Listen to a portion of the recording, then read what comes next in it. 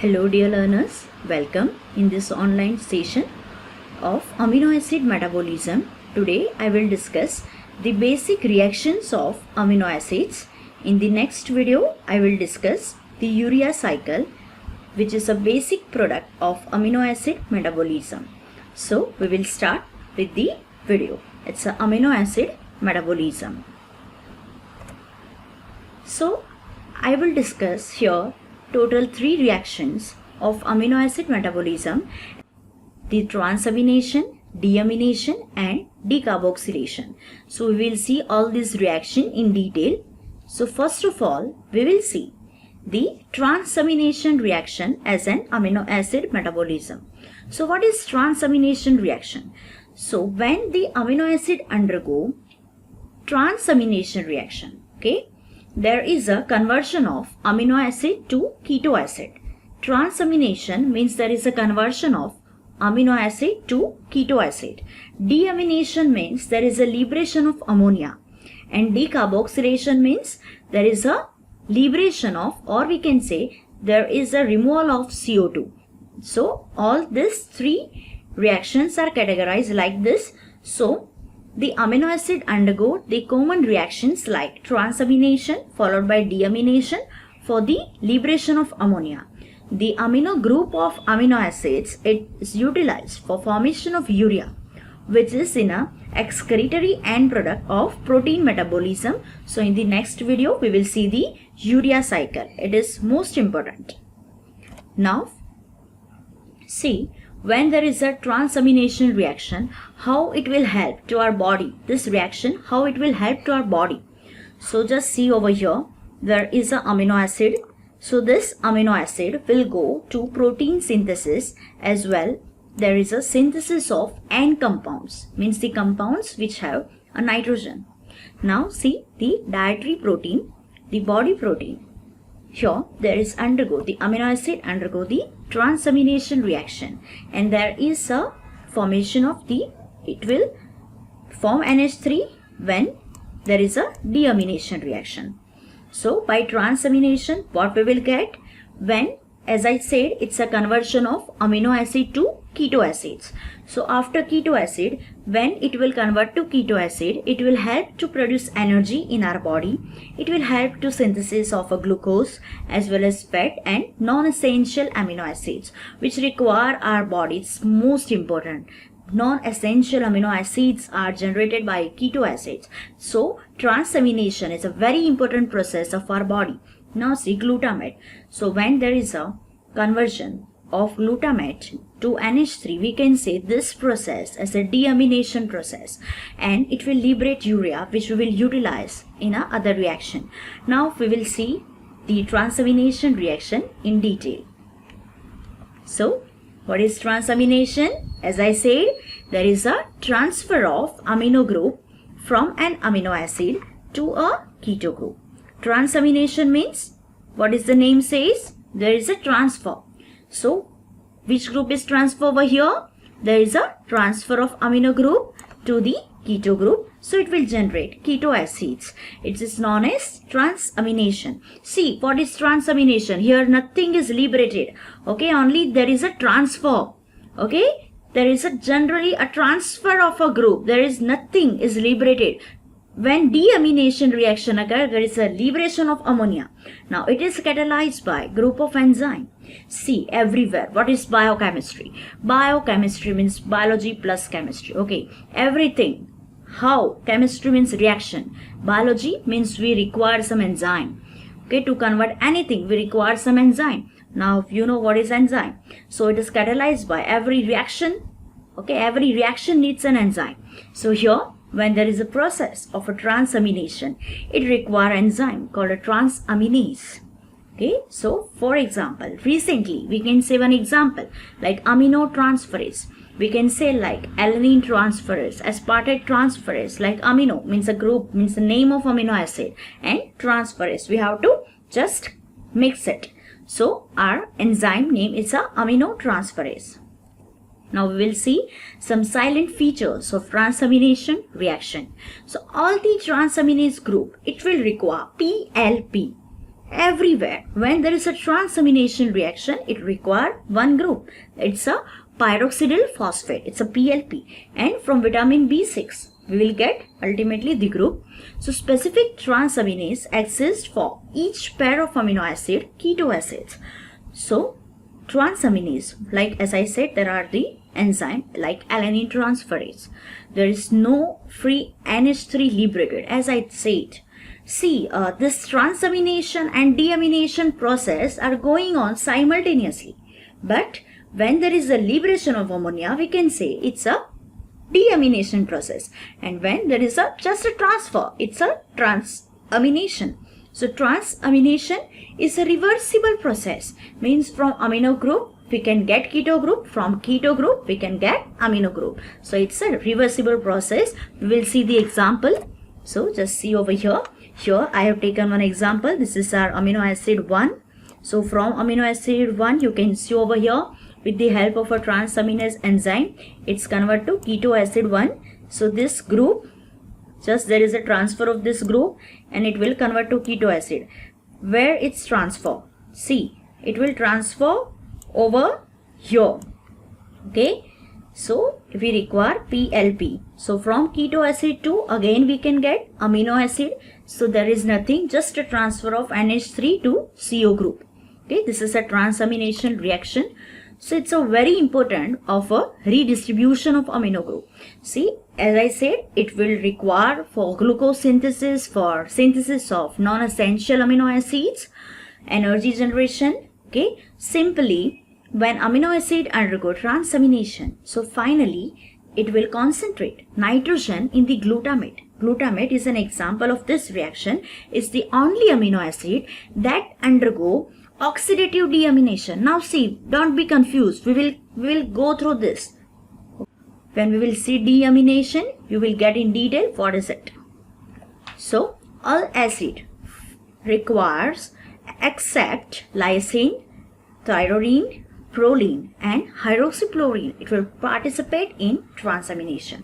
It is not restricted to just an alpha group. Okay, delta group it also participate. Now we will see the reaction. As I said, glutamate is involved in this reaction mainly. So see over here, this is the structure of alpha ketoglutarate. Just see, it's a L amino acid. From L amino acid, we are getting alpha keto acid. Why? It's alpha keto acid. Because see, this is our carboxyl group. So the first carbon attached to our carboxyl group, it's we can say our alpha group. So here at alpha position, at this position, at alpha position, there is a formation of ketone group from this NH3. That's why it is known as alpha keto acid. Now see the example, L-glutamate. So over here, the same at alpha position, we are getting keto group.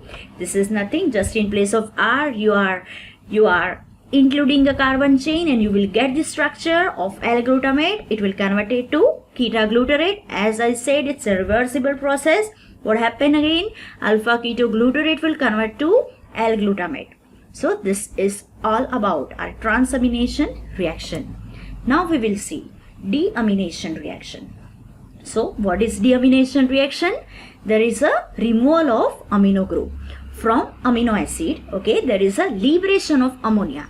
So transamination, as we discussed, only there is a shuffling of amino acid among the amino acid. Okay, from amino acid there is a shuffling of this group and we will get only amino acid. But in deamination there is a liberation of ammonia. Now see the deamination. As I said, there are two types of deamination, oxidative deamination and non-oxidative deamination. So we will see what is oxidative deamination and what is non-oxidative deamination in much detail. So I will start with the oxidative deamination. So oxidative deamination means what? There is a liberation of free ammonia from amino group and amino acid coupled with oxygen. Okay, when there is a amino acid, okay, it's coupled with oxygen and there is a liberation of ammonia. The process is known as oxidative deamination and this is takes place in our body. In which organ it takes place? So in the liver as well, kidney it will takes place. the purpose of oxidative deamination is to provide ammonia for urea synthesis. See, when we will see urea cycle, whatever ammonia we are getting in a urea cycle will come from oxidative deamination and keto acid for a variety of reaction. Okay, there is a energy generation. Now we will see the role of, there is one enzyme. See, as I said, when there is a transamination, which enzyme is required? It's aminotransferase. So as like when there is a deamination, if there is a glutamate, if we are taking glutamate as an example, so whatever enzyme we require, okay, to produce deamination reaction is a glutamate dehydrogenase. So in this process of transamination, the amino group is converted to ketoglutarate, right? Now this glutamate serves as a collection center for amino group in the biological system. It is the main group as a collection center of amino group. So glutamate rapidly undergo oxidative deamination.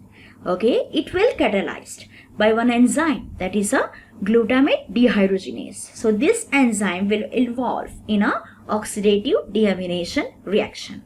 Now we will see this reaction. See, there is a L-glutamate. Okay, this L-glutamate will convert to the alpha aminoglutarate. See over here why the name is a alpha aminoglutarate, because see, this group is there, C double bond NH. So when this C double bond NH group is there, it's the group known as imino. Okay, and at alpha position imino group is generated from glutamate. So we can say the example is a alpha aminoglutarate. Okay, this is our example. Now after that, what happened? Okay, there is a, you can see NAD will convert to NADH2. Okay, this happened with an enzyme. It's a GDH, means glutamate dehydrogenase. Okay, there is a liberation of ammonia.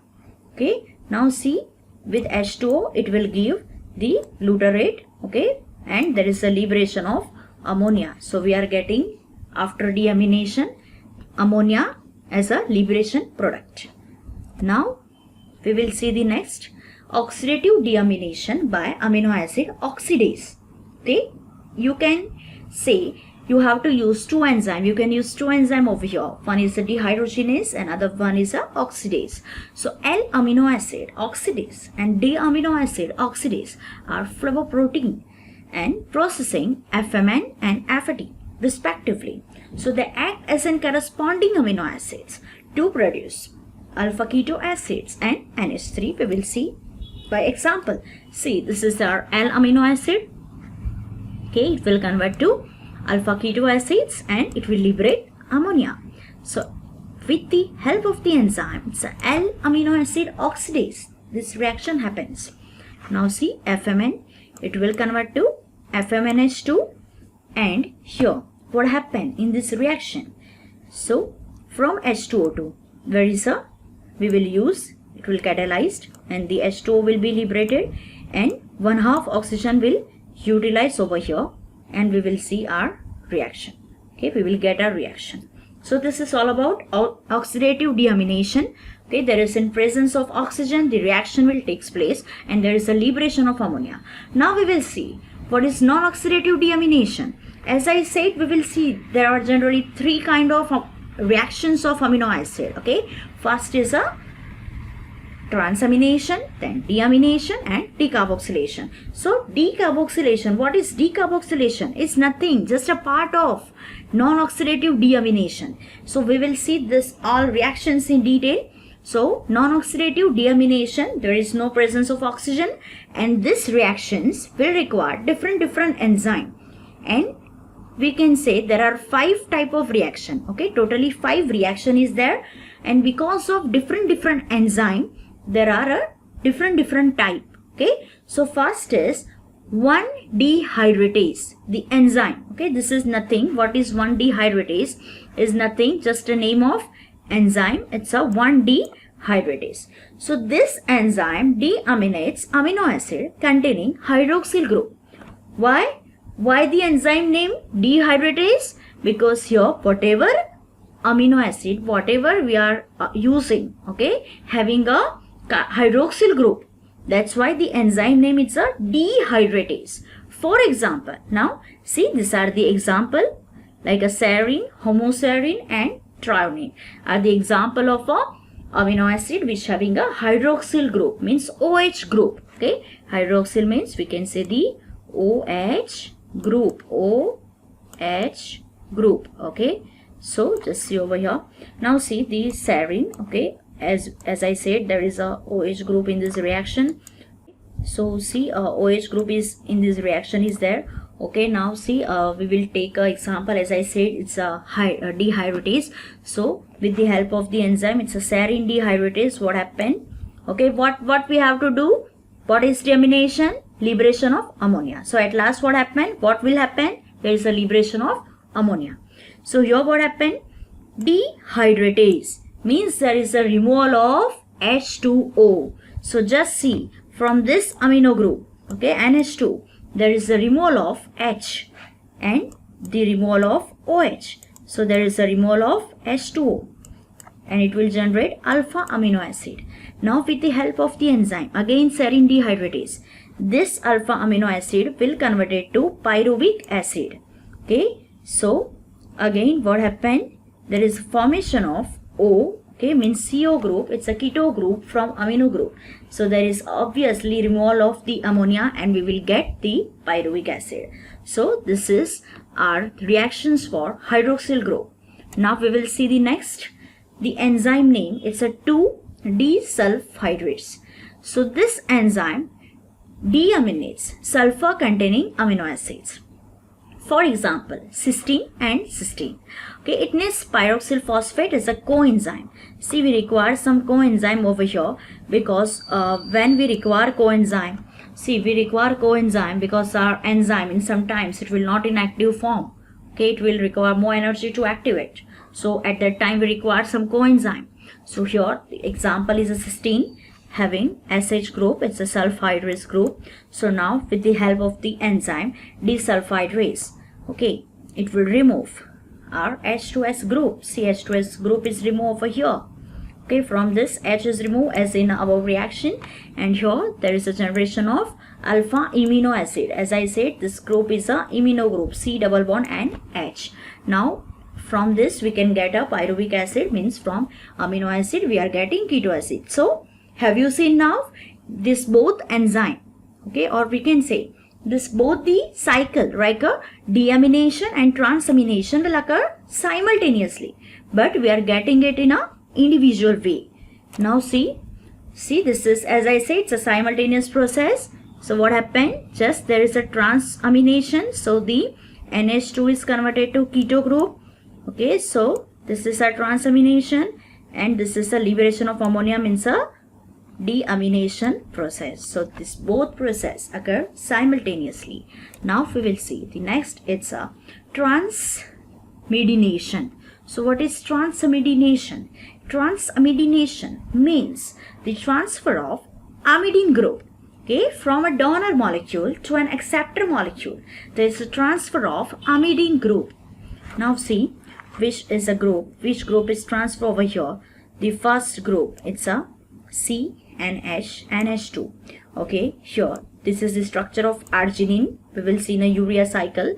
This is a glycine. So when this will react, what happened? Nothing, just it will combine together. The ornithine, it will generate ornithine with the help of enzyme Transamidinase. Here the enzyme we require is known as Transamidinase. Okay, so what happened over here? There is just a removal of a which group? Which group we will remove over here? Amidine group. So this group is removed. You can see over here, this group is removed and there is just one hydrogen added and form NH2. Okay, so this group is removed over here. See, NH2 group is removed and we will get ornithine. This is the example of transamidination. Now we will see for transamidation. Okay, first we have seen amidination. Now this is a second example. It's a amidation. So what is amidation process? Here there is a transfer of amide group. As you all know, what is amide? Okay, so CONH2 is amide group. So nitrogen from a donor molecule to acceptor molecule. This is a transfer of amide group and it is catalyzed by the enzyme. It's a transamidase. Transfer of amino nitrogen from glutamate fructose to glucosamine. We will see by reaction. See, there is a reaction. It's a glutamine. There is a glutamine. This is our glutamine. So what happened? Just amide group will remove. Okay. So there is a removal of CONH2 group. Amide group will remove. Okay. And we are getting over here plus fructose. Okay. This is a reaction with the fructose. So this group is removed and we will get the glutamic acid. Okay. And we will get glutamic acid. Now the next and our third step, it's a decarboxylation. So obviously when there is a carboxylation, there is a presence of carbon dioxide, and when there is a decarboxylation means removal of carbon dioxide. So decarboxylation means removal of carbon dioxide from amino acid. Okay, the formation of corresponding amines. Okay, so it is a catalyzed by the enzyme. Obviously whatever process is going on, okay, the enzyme is just known as decarboxylase. Okay, so it needs a pyroxylyl phosphate as coenzyme. So example of decarboxylation reaction include the decarboxylation of histidate to form histamine. Okay, now see, we will see the reaction what happened over here. Alpha amino acid. See, this is an example of alpha amino acid. Okay, here also it required the PLP as an coenzyme, and decarboxylase, it's a group. We can say it's an enzyme. So what happens? Just there is a removal of CO2 because it's a decarboxylation process and we are getting amine. So this is all about the basic reactions of amino acids. Now in the next video, we will see the urea cycle. Thank you, dear learner. Keep learning.